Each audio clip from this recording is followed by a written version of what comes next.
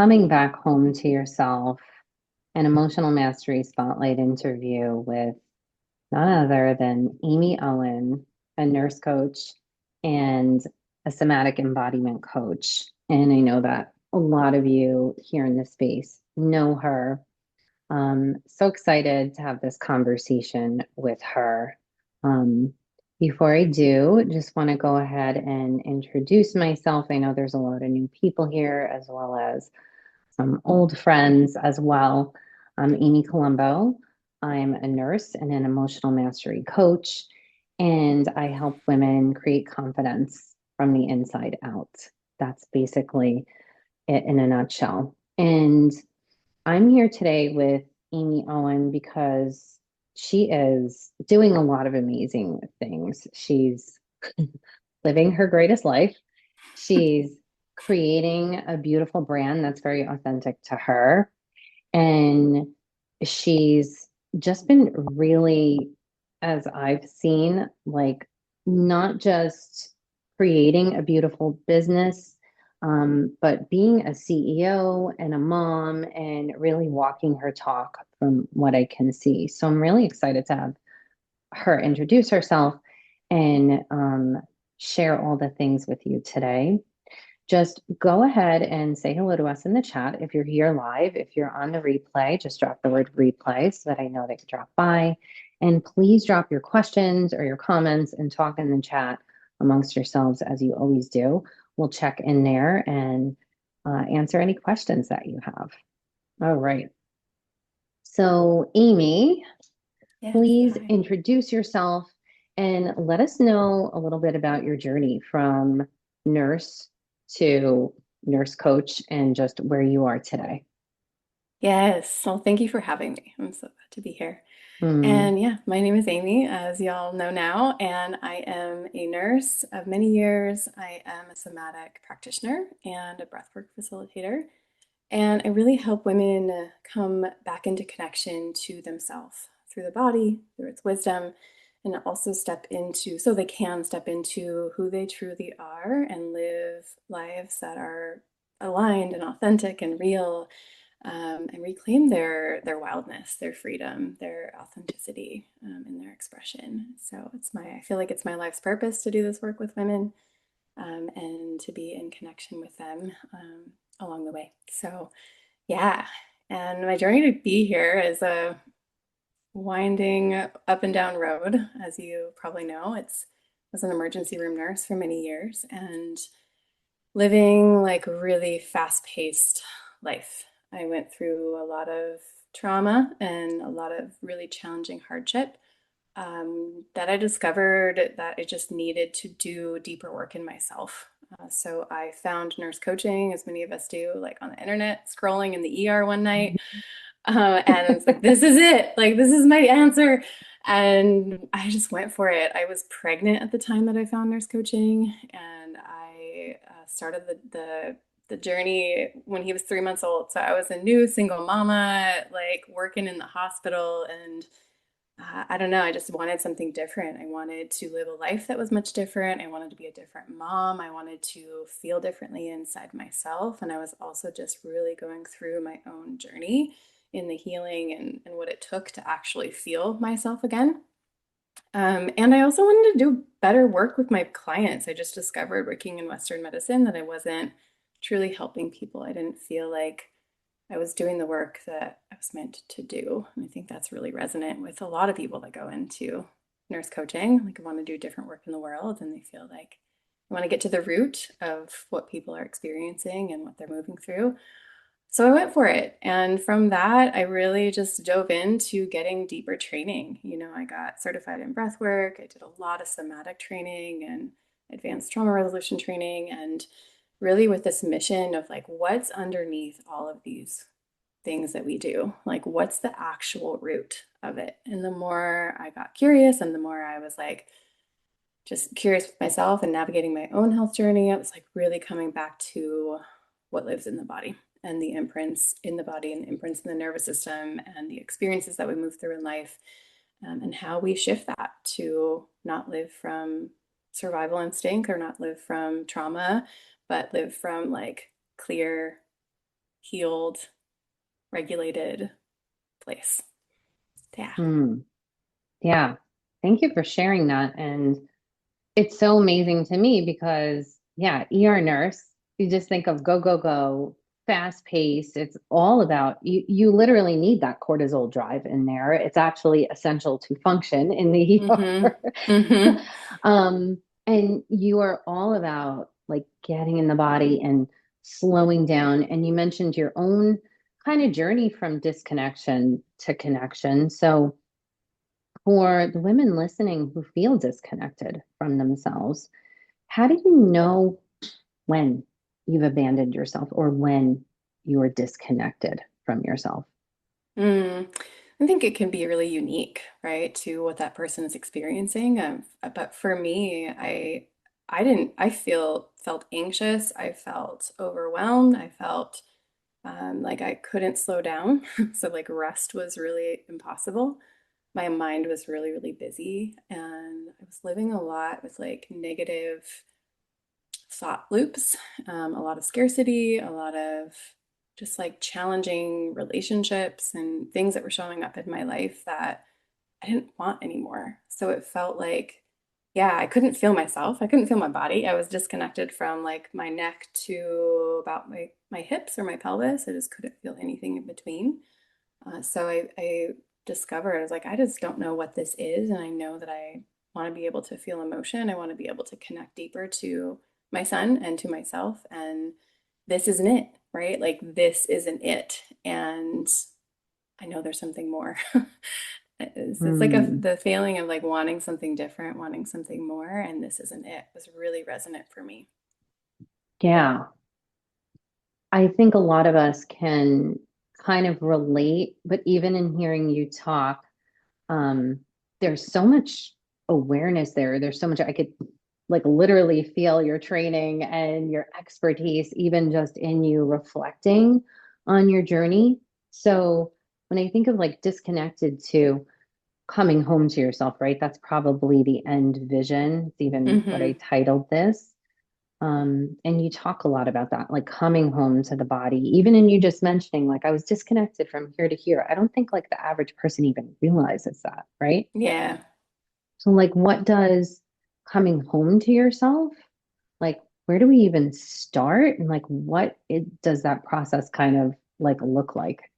Yeah, yeah. So when somebody comes into my world, I'm really curious about, what their patterns are, what their relationship to themselves is right now. So how they're living their life. Are they in constant go mode? Are they living from a place where they're saying yes when they need no? Are they overextending themselves? Are they people pleasing all the time? Are they like in toxic relationships? And how much space are they really taking for themselves? So is there any white space on their calendar? These are kind of like Mhm. my assessments, like where are you now?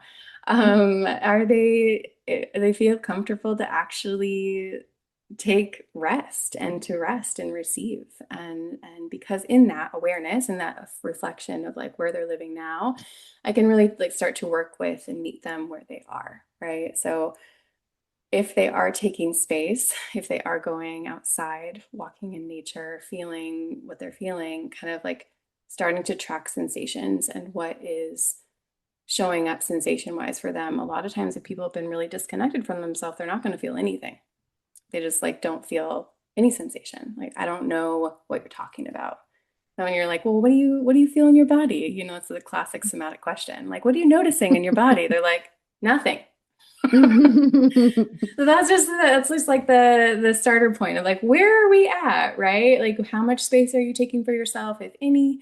And can you feel anything right now? And from that place, can we start to build like a pathway, a road to where those sensations live in the body? Because oftentimes that road, so to speak, is blocked with a whole bunch of gunk, and we have to clear out the gunk before we can really come home into self. There has to be a road that's clear. Yeah. How does diving into the body, right? Because you're talking about diving into the body. Um, but I'm just thinking like for people that, and then you mentioned like looking at the patterns, right? What we're doing, how we're living. I think most people can relate to that. They're like, Mm-hmm. this is what I'm doing, this is what I'm doing every day. And right, but like get in my body, like what's that gonna do for me? Mm-hmm. Mm-hmm. So just kind of like, I don't know, maybe like connect those dots for us. Like, how does getting in my body and feeling what I'm feeling or locating something in my body, like, how does that help me change what I'm doing? Well, yeah, that's a good question. The body has so much intelligence. It's said that like 70% of our neural connections are actually in our body. And so our mind, we like to think like our mind is so powerful, and it is so powerful, but it's like 30% is up here, and 70% of the wisdom and the intelligence of the nervous system is actually here. So if we're not listening to this, if we're not able to track it, if we're living from it just reacting and not from gunk that we've lived through in our experiences over life, we're not actually living from a place of connection. We're living from a place of reaction. And so it's like a reactionary life instead of an intentional, regulated, curated life. And that feels very different. A reactionary life is going to be really impulsive. It's going to be not who you are. It's going to be probably toxic on certain levels. And an intentional life is from a place of health. It's from a place of like, yeah, like this is actually it. This feels good in my system. So I think that when we are able to access that, we're able to hear our intuition, we're able to hear what's our truth is, and we're able to trust ourselves. We're able to have confidence in what we're doing and who we're being, and not live from these like survival responses, which we can be, and there's not awareness of it. So we can't heal anything that we're not aware of. And most of that awareness, or most of the stuff that's like running our actual life, is living here, not here.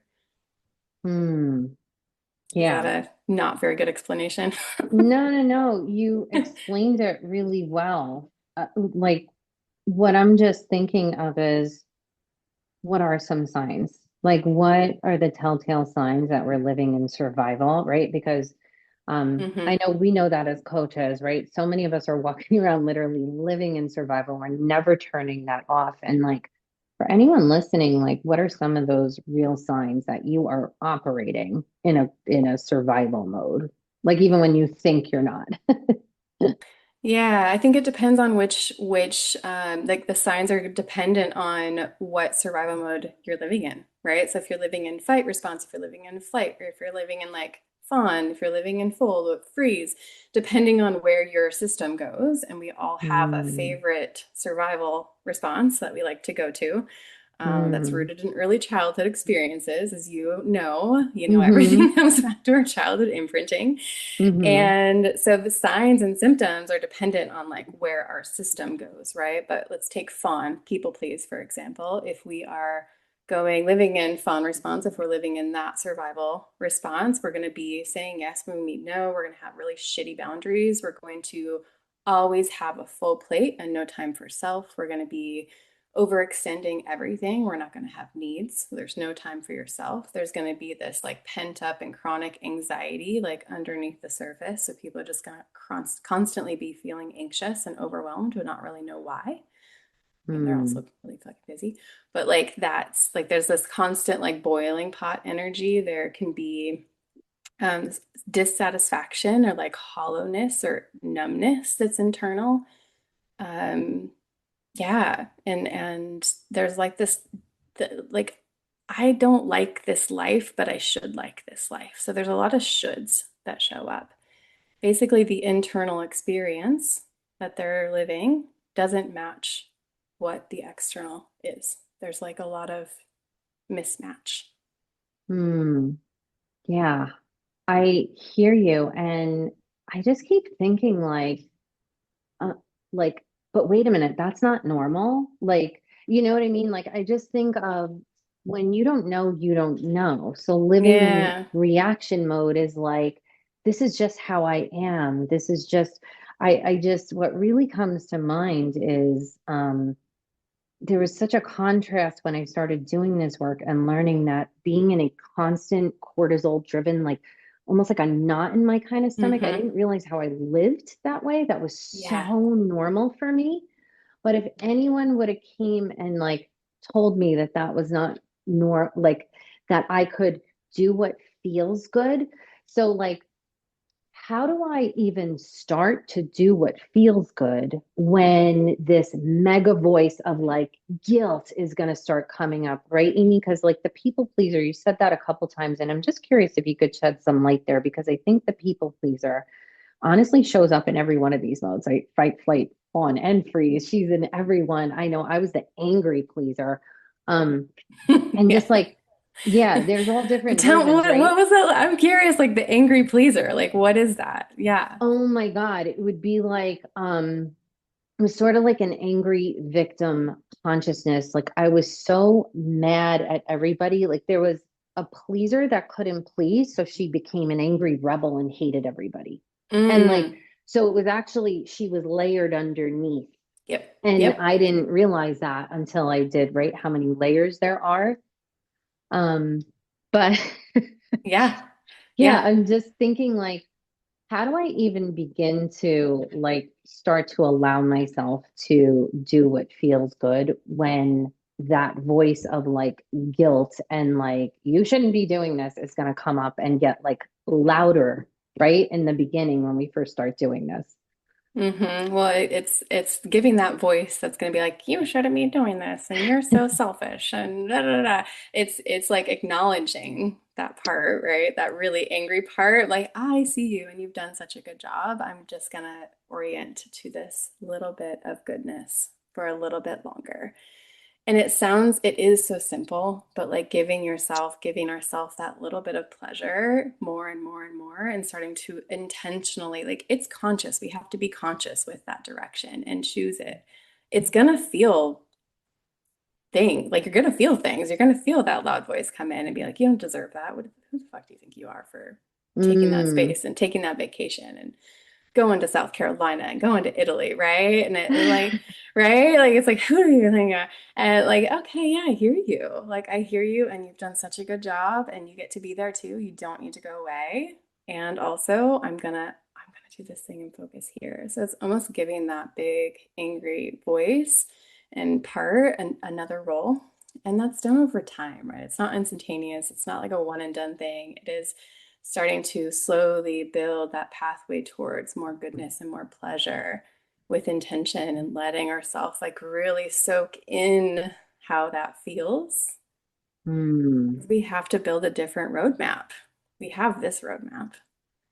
Yes. Oh God, that's like so good. There's like three questions coming in at once, but like, okay. So how do I even begin? Because when I'm listening to you talk to yourself, I'm thinking, oh, there's first of all, you're segregating yourself into parts, right? Mm-hmm. And Mm-hmm. what a beautiful, like the way you just spoke to yourself was so loving. It was so compassionate. But for the woman that doesn't even know how to do that, like how do you resource your clients that maybe don't even have the skill to speak to themselves in that way? Because I remember I was that person. I did not know how to talk to myself that way at one point. And I'm just curious, like when you Mm-hmm. encounter that, like how do you resource someone Mm-hmm. to learn that? Yeah, I mean, sometimes and I think you do the same work, but like sometimes it takes, I might be answering tell me if I'm not answering what you're asking. I, as the coach, become the dialogue for Hmm. them, right? So I teach them how to talk to, or I talk to the part through them, or Hmm. teach them how to show that part of them love. Because sometimes we can be so tied to it, right? Like that's who we are, that's our identity. I am the angry people pleaser. But Yes. it's kind of like, okay, actually, no, you're not. Those are emotions that you feel, and that's a way that you are reacting or responding, uh, reacting.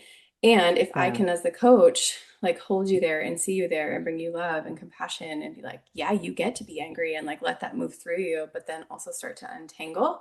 Because right now they're like really enmeshed, but like start to untangle that and have a dialogue. I facilitate the dialogue between those. And then eventually, like you get to facilitate the client gets to facilitate the dialogue. So that becomes a Hmm. relationship, and it's about building those relationships within all of the parts of ourself. not being identified with the part, but being in relationship with it. Yeah, I love that. So because we're talking about change and transformation of these patterns and these ways, right? Hmm. Is relationship essential for healing? Like, can we heal alone? Yes, and I think I know relationship is essential to healing. We need co-regulation and we need attunement and we need presence, especially if a lot of these things were imprinted in early childhood. And so they are, it's like we didn't have, like the reason that things get stored is because they didn't have capacity, resource, presence, or attunement to complete, Mm, right? So yes, we need other humans to heal us. Like and heal, we heal in relationship. We heal with co-regulation and presence, and also we heal when we learn how to bring those things to ourselves. But it's a both. mm, It's a both. yeah. How do I even come to asking for help from another human when I don't need help? I'm hyper independent. I do everything for everyone. And asking for help is just utter weakness, right? That means there's Yes. something totally right. Like, what I hear you saying is we have to come to that point. So, um, maybe it's I'm asking how do I ask for help, but maybe like what have you seen? Like, what brings a woman to finally like come and get help?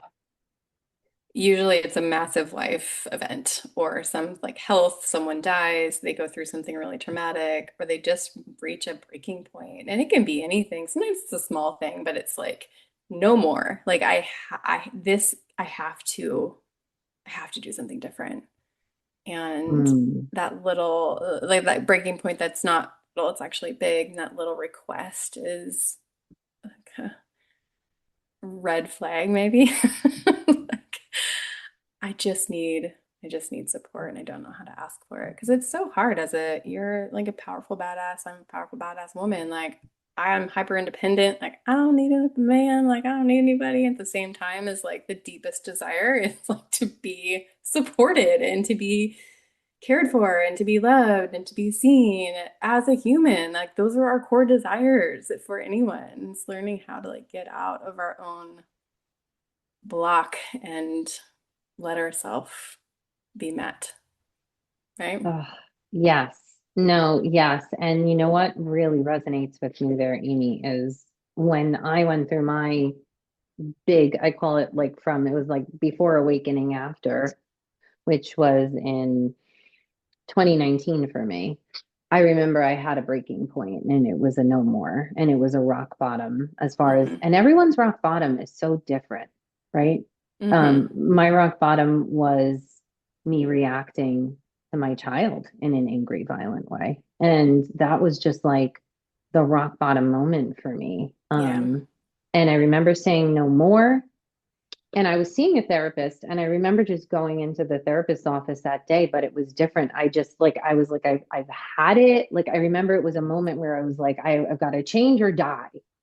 And Mm-hmm. something majorly shifted for me. Learned I had childhood trauma, which I had been complaining about in sessions. But that day I learned I had childhood trauma. Like I owned it. It was like just a massive shift that I don't know. I mean, I do believe there's a little bit of like a miracle and or Mm. magic or right God and the universe in our Yeah. healing process because for whatever the reason I was ready to change in that moment.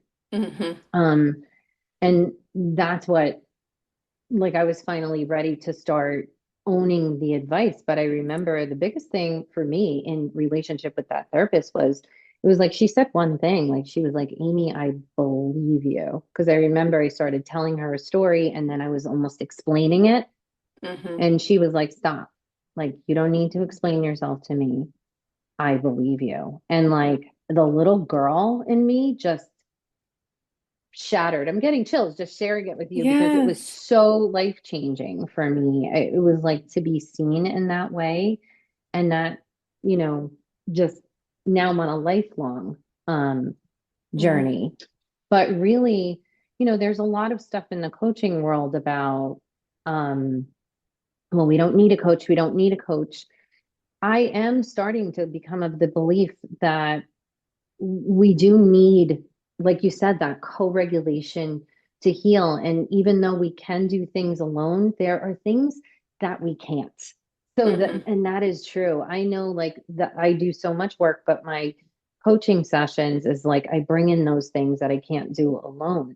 And I just want to, I guess, lead into like a question of like, how do we just break free enough to decide that like the journey ahead is actually worth it because it is work at the end of the day.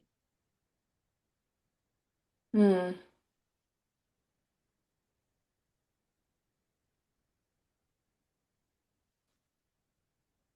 I can only answer for myself because I mean, I guess when it's coming through, I'm like thinking I can't answer for anyone else. I think I can answer for myself. And it was similar to what you just shared around that, choice point of I don't want to I don't want to live like this anymore for myself. And I know that I don't want to parent this way. I know that Mm, I don't want to be this way in relationship. And I know there's just something more. And so I'm going to I choose to find the courage and the faith to walk through that door. There's a mm, decision. It's a choice. It's a decision, and we all get to make that decision or not, right? And I had a similar, my therapist wasn't when I made that choice for myself, or one of the choices. I had a similar moment. My therapist said, when are you going to stop putting yourself in front of the bus? And it was spicy. Like she wasn't like, and I need that sometimes. I need someone to be like, just be honest with me, right? And I was like, I walked out and I literally had my call for the coaching thing in the parking lot of that therapist office. And I was like, that was the moment that I just needed to be called forward into mm. that walking through the door. Because I think we can dance. And there's many different doors we can walk through, right? But like sometimes we need somebody to be like, girl, like, what are you doing? And, and like it's like the shattering of the illusion and like, what are you doing? I don't know, but I need to choose to like find the courage to step through. And that's it. It's that again and again and again and again. And I think that's something that we all get to sit with and like, do we want to do that? Because it takes so much, for lack of a better word, like courage, and it's humbling. It's humbling to be on the healing journey. And it's also, I think, truly liberating. It's the path to freedom. It's the path to helping other people heal, helping other women step forward into themselves. And Yeah. that is like a heck yes for me. That's the world that Mm. I want to live in, and I want to be a part of that. And so I think it comes down to choice, having the courage to walk through and calling people forward into themselves in that way. Yeah. I mean, what I heard you say was there was this person that I trust that was able to like see something in me, right? Yes. That I wasn't seeing Mm-hmm. in myself and also point out something in me that felt challenging, but I trust her so much that I can hear it, right? And it lands. Like it sounds like that landed for you. And we know what that Yeah. feels like when it lands in the body, right? As truth. Mm-hmm. Mm-hmm. Mm-hmm. Oh, Mm-hmm. I love that. Um, okay. So you mentioned before about like getting in your body and like feeling what's good. And I'm just curious if there's like one simple practice that maybe you could walk us through or share with us that would help us to feel a little safer, a little more grounded, a little more connected to ourselves. Maybe just something really simple that anyone could even do that's just watching at home. Yeah, I'm like a boring Do you swear? You can, are you kidding me? Fuck yeah. Like the most boring, simple somatic practice that I do all the time is first of all, even as I'm doing it, talking to you, I'm checking to see if my feet are actually connected to the floor. Oftentimes, when I am dysregulated or I start to get nervous, I'll notice that the soles of my feet will curl. This is me personally. I don't know if anyone else does this, but like I'll hold tension in the soles of my feet. And so, what I'm doing is like actually feeling, can I feel my feet on the floor? Can I feel the sensation of the carpet? And can I give my energy over to the ground and just feel the support of the ground Hmm. underneath me? And then I'm noticing as I'm tracking up my body if I can feel any sensation. So, how do my shins feel? How do my legs feel today? Can I feel the strength in my quads and let myself orient to that strength, that like sturdiness of my legs, and let myself rest into that? And then I'm starting to notice like the back of my knees and what that feels like, if it feels like I'm holding anywhere. Can I give my weight over to the floor just a little bit more? And then I'm noticing my seat and how it feels if I can rest into the chair, into the seat, noticing if I'm leaning forward or back, and bringing myself into center, bringing myself into connection, alignment. And then I'm noticing my breath and if I'm holding at all. So starting to take some really deep breaths in through the nose and filling up the belly, filling up the chest. And then letting it all go on the exhale, allowing myself to release into the chair just a little bit more. And circulating that breath a couple more times. So deep breath in through the nose, out through the mouth. Just flowing and resting into the chair, into the seat. And one more breath, audibly humming or exhaling, making whatever sound feels good. And then maybe just gently rocking side to side, letting the energy flow. Doing what feels good for the body is trusting that it wants to move in the way, the weirder the better. Stretching as you're opening your eyes, or as we're opening our eyes, just allowing ourselves to softly look around the room. So orienting back into the space. Just noticing what feels good to look at. So maybe it feels like your eyes are pulled to a certain thing and soaking in like whatever that thing looks like. The color of it, the texture, shape. And just noticing how you feel. I can still feel like I'm holding a little bit in my back, that my breath's a little shallow, and that's okay. Just a simple noticing. Wow. Thank you, Amy. That couldn't have been longer than 2 minutes. And I felt a complete shift in my body. I realized I was holding tension here. I realized my feet are kind of light off the floor, almost like I'm holding them Mm-hmm. up. I've Mm-hmm. never noticed that before. But I noticed that. And when you said to plant them, I was like, oh, it has something to do with my chair and the way it falls back. Like I've never noticed any of this stuff. So it was really Yeah. interesting. Yeah.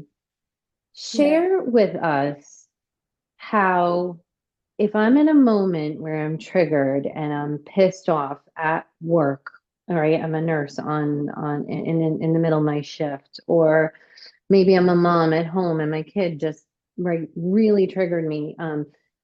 Tell me how that literal 2 minute practice of noticing the body, right? Because that's what I noticed on grounding in the body. Tell me how that will shift how I react, respond. Mm. Yeah, well, Mm. I probably wouldn't do that practice if I was super triggered. Mm.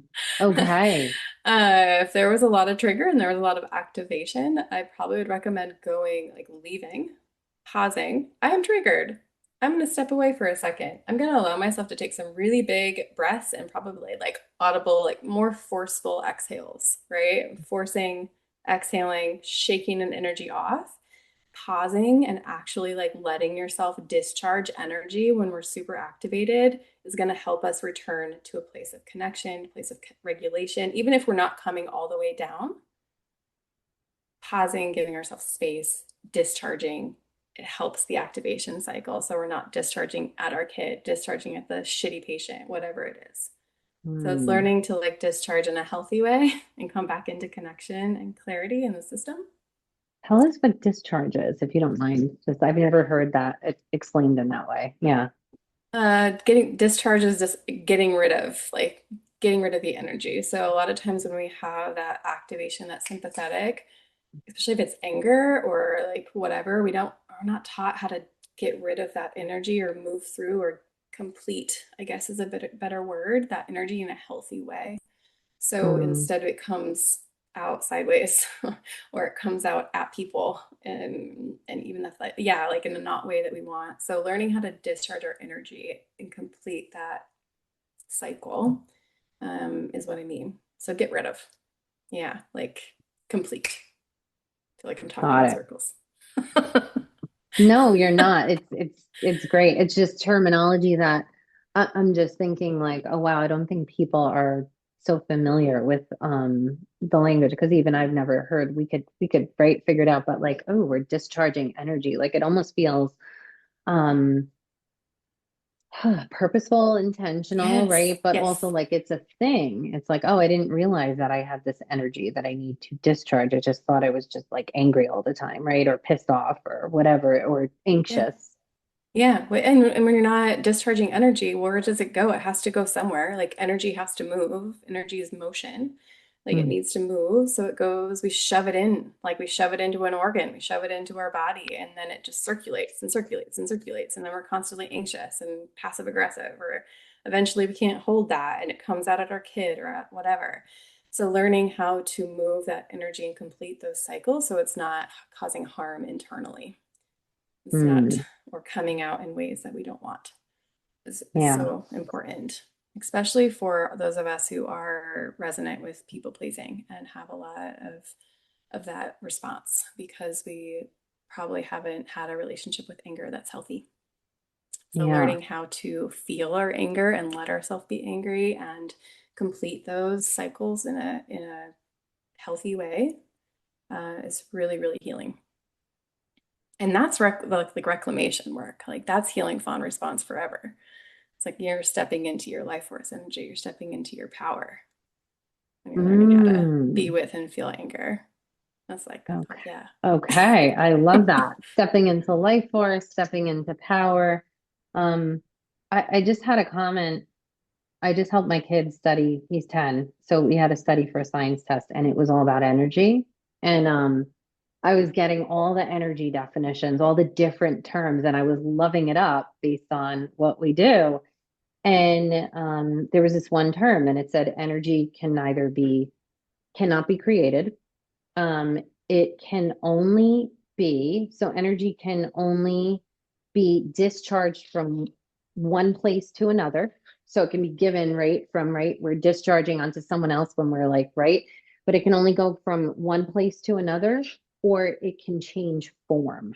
So it can Mm, change form, which is yes. like what you're talking about, but energy cannot be right either created or destroyed. It either gets given to something else from someone else or place to place or changed form. So it sounds like that's Mhm. kind of like the work that you're doing. You're helping people change that energy into a different form and just like empowerment, right? Coming home to ourselves. I'm just curious, are these women creating new parts of themselves or do these parts already exist in them and we're kind of like waking them up? I think we're waking them up. If I can speak. I think that ultimately we're getting rid of all the like layers of conditioning and shoulds and protection and coming back into like who you truly are at your core, your true essence, and waking that up so that you can really step into it from a place of connection. It's Mm, already there. No, but the wisdom and the intelligence is in us all. that's so good. And just shed some light on that term, who we truly are, because we hear that a lot in the coaching world. And Amy, you've been doing this for years. So what have you come to learn and know about who we truly are at our core? I think, well, what have I come to know? A lot of who we think we are is actually survival instincts. A lot of who we think we are without doing this work is from conditioning and from shoulds and from, yeah. And so who we think we are for myself is, oh gosh, I'm like having a hard time articulating this. You're doing a beautiful job, actually. You really are.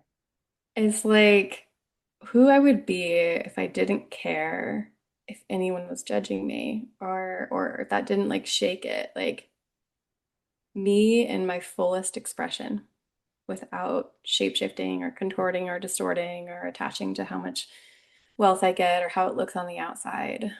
Like that, like owning that and being that and letting that Mm. transmit and be in every area of our life.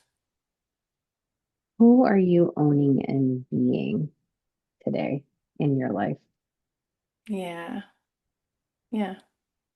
I'm actually asking you. I'm just curious, like, right? Oh, for me? Yeah, because I know you walk your talk. I'm just curious, like, who Mm-hmm. are you owning and being today? Yeah, I want to be a woman who like owns her worth and owns her power and who's able to be real and authentic in every area of my life, who steps into who is like present and regulated and connected and is able to speak truth and is able to hold my own and create like massive impact in the world. And that's my and be wild and free because at the core of it, like that's my love. Like I love that and be adventurous and like heart on fire, soul on fire energy. That is me, and I feel like I've really done so much at the core of it. Like I've always been that, but it's been like layered on all like with all this stuff as I've talked about. And so I've really, I'm in this place of like, I feel that and I love that. And I feel comfortable in my skin and more and more and more, even though it's changing so much and it will always change. What's the recipe to lighting our souls on fire? Like, what do we, yeah, what are we missing? Because I think there's a lot of people that aren't living that way. But if we were really serious and we're like, I want to do that, like, what do we need to do, be, create? Like, what's the recipe? Yeah, start listening to what is true for you, like what your intuition is saying, what you're being called to, what your secret dream is, what your desire is.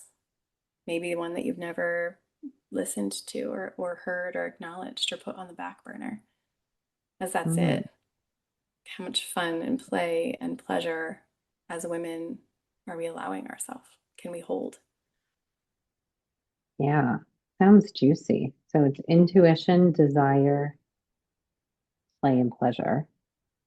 Amy, this was so good. I really enjoyed this conversation with you. It sort of went in all these different places, Totally. but I can feel your embodiment. I can feel your integration of this work. Like I can feel your passion and purpose and love and desire, right, for it and for other women. So please just share, what you've got going on and how anyone can connect with you that's here that wants to know more. Yeah. I have a new program, Rewild, that is starting in June, most likely, summer start. And that is a journey of what everything I've been talking about today. So it's a journey into exploring a deeper connection to ourself through somatics, through breath work, through nervous system healing work, through deep coaching and integration work. And it is a program that I've been running in different forms for many years, but it's my life's work. It's really about calling women forward into themselves and calling women forward and into themselves, if I'm saying that more powerfully. So Hmm. yeah, if that speaks to anyone, if anything I mentioned today you have questions about, or feel free to reach out to me on social, I have or my website, and I would be happy to chat. And yeah. Okay. Awesome. And Amy's going to drop all her information in a comment under this live for anybody that wants to reach out. Amy, I just want to say thank you for taking the time and sharing your wisdom and your love for this work with us. It's really been a pleasure speaking to you and getting your perspective.